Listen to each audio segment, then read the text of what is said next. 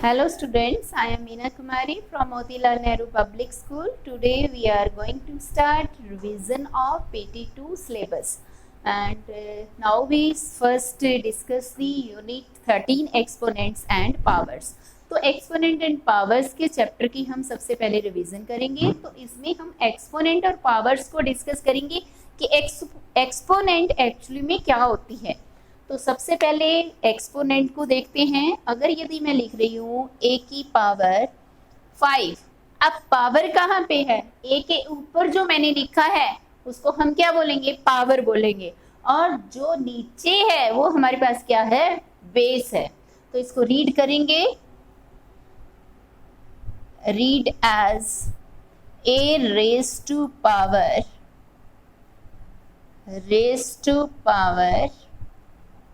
5. Here base is equal to a and power is equal to 5. तो जो भी आप ऊपर लिखेंगे किसी भी वेरिएबल के भी हो सकता है और नंबर्स के ऊपर भी हो सकता है, उसको हम क्या बोलेंगे? पावर। और इसको रीड कैसे करेंगे? a raised to power 5। तो a इसमें बेस था और 5 क्या थी? आपके पास पावर थी।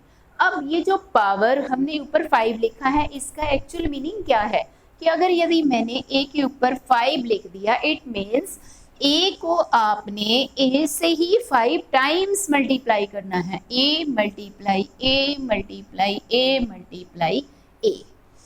तो इस तरीके से आपने इसको पावर को सीखा। अब पावर, अगर यदि आपने नंबर्स को, किसी भी नंबर की प्राइम फैक्टराइजेशन को पावर में ही एक्सप्रेस करना है तो उसको आप कैसे करोगे? फॉर एग्जाम्पल आपके पास 343 है, इस नंबर को कहा जाता है पावर में एक्सप्रेस कीजिए। तो इसको आप पावर में कैसे राइट करोगे? तो देखिए, इसको पावर में लिखने के लिए आपने इस नंबर की सबसे पहले प्राइम फैक्टराइजेशन करनी है। तो अब सबसे पहले आपने प्राइम नंबर्स लेने हैं। 2 से ये नंबर डिवाइड नहीं होगा क्योंकि 343 is odd number. Odd number is not divisible by even number. 2 से नेक्स्ट 3 ऑड है, पर 3 से 343 इज नॉट डिविजिबल। 3 से नेक्स्ट 5 से भी ये नंबर डिविजिबल नहीं है। तो हमने नेक्स्ट नंबर लिया 7 से ये नंबर क्या है? डिविजिबल है। तो 49 आ गया जब हमने डिवाइड किया, 7 से डिवाइड किया 49 को 7 को 7 से डिवाइड कर दिया 1। तो जब हमने 343 की प्राइम फैक्टराइजेशन राइट की 7 इंटू 7 इंटू 7, तो 7 कितनी बार आया? 3 टाइम्स आया। तो 7 के ऊपर हमने क्या लिख दिया? 3। इसको कैसे रीड करेंगे? 7 रेज़्ड टू पावर 3। देखो कितना इजी है नंबर्स को पावर्स में राइट करना। तो इसके बाद हम इसके कुछ लॉज के बारे में डिस्कस करेंगे कि लॉज क्या है। जैसे हम स्क्वायर और एरिया, स्क्वायर रेक्टेंगल का पेरीमीटर एरिया के फार्मूले राइट करते हैं, इसी तरीके से हमारे पास एक्सपोनेंट के क्या है? लॉज हैं, लॉज ऑफ एक्सपोनेंट। इनकी हेल्प से हम एक्सपोनेंट से रिलेटेड जो भी क्वेश्चंस हैं उनको हम इजीली सॉल्व कर लेते हैं। तो सबसे पहले फर्स्ट लॉ हमारे पास क्या है? अगर लॉ में हमारे पास दो चीज़ें कॉमन होनी चाहिए। एक तो अगर यदि बेस कॉमन है या पावर सेम है, बेस या पावर दोनों में से एक चीज़ सेम होनी जरूरी है। तो सबसे पहले हम ले लेते हैं फर्स्ट लॉ। तो a raise to power m multiply a raise to power n। यहाँ पे बेस सेम है तो पावर ऐड हो जाएगी, a raise to power m plus n। Next law is a raise to power m divided a raise to power n। यहाँ पे फिर base same है और पावर डिफरेंट है और बीच में साइन क्या है? मल्टीप्लाई की बजाय, पहले मल्टीप्लाई था, अब मल्टीप्लाई की बजाय यहाँ साइन क्या है? डिवाइड का है।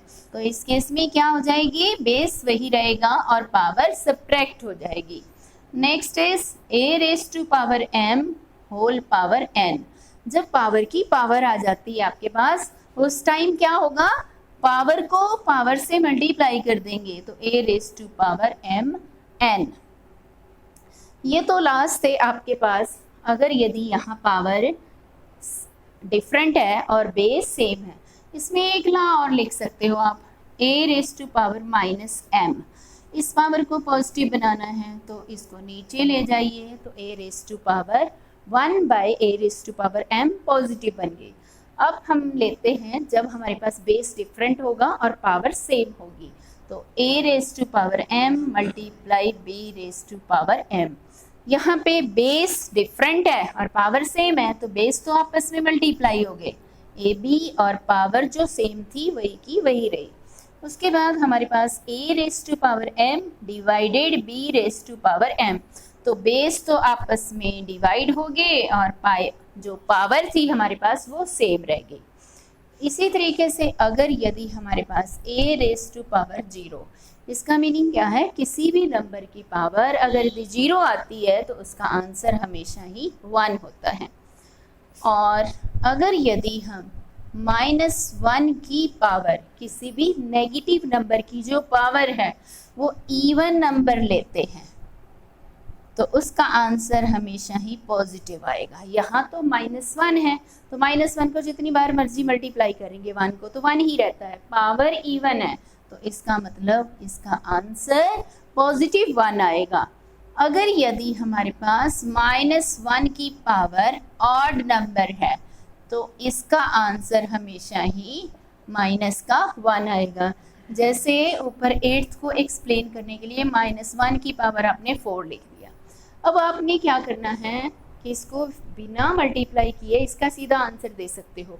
-1 की पावर 4 क्या है, इवन है, तो इसका मतलब 1 को जितनी बार मर्जी मल्टीप्लाई करेंगे तो 1 ही आंसर आएगा।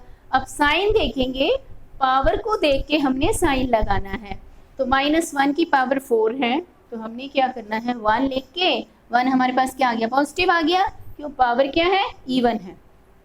इसी तरीके से -1 की पावर मैंने 5 लिख दी तो इसका आंसर नेगेटिव आएगा। नेगेटिव में आएगा क्या, 1 को जितनी बार मर्जी मल्टीप्लाई करें उसका आंसर 1 ही आता है। अब ऊपर पावर हमारे पास 5 है, 5 क्या है हमारे पास, ऑड है, इसका मतलब जब 1 को 1 से मल्टीप्लाई करेंगे आंसर तो 1 आएगा, पर वो आंसर क्या आएगा, नेगेटिव आएगा। तो जितनी मर्जी बड़ी पावर आ जाए -1 के लिए तो आपने सिर्फ ऑड या इवन चेक करके उसका आंसर राइट करना है। अब लास्ट से रिलेटेड देखिए क्वेश्चंस आप कैसे सॉल्व करते हो।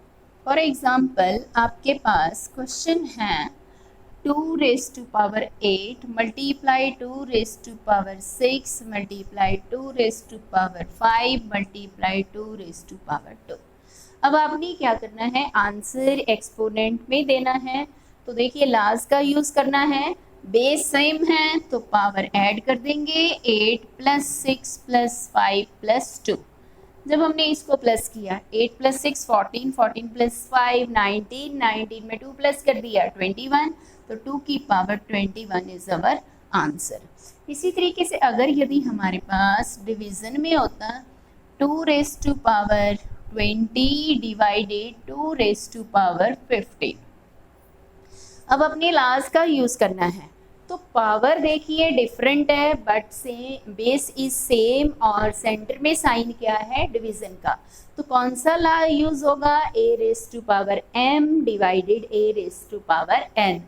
तो हमारे पास वो ला क्या था, पावर सब्ट्रैक्ट हो जाएगी और बेस सेम रहेगा, तो 2 raise to power 5 is answer. तो लास्ट की हेल्प से आप क्वेश्चंस को कितने इजीली निकाल सकते हैं। इसके बाद हम डिस्कस करते हैं स्टैंडर्ड फॉर्म। तो हमारे पास एक्सपोनेंट में स्टैंडर्ड फॉर्म क्या है और इसका यूज़ हम कब करते हैं, जब हमारे पास बहुत ज़्यादा लार्ज नंबर डिजिट्स जो है, डिजिट्स का नंबर आता है, उस नंबर को एक्सप्रेस करने के लिए हम एक शॉर्ट फॉर्म को लिखते हैं और उस शॉर्ट फॉर्म को हम बोलते हैं स्टैंडर्ड फॉर्म। तो अब देखिए स्टैंडर्ड फॉर्म आपने कैसे राइट करनी है, स्टैंडर्ड फॉर्म।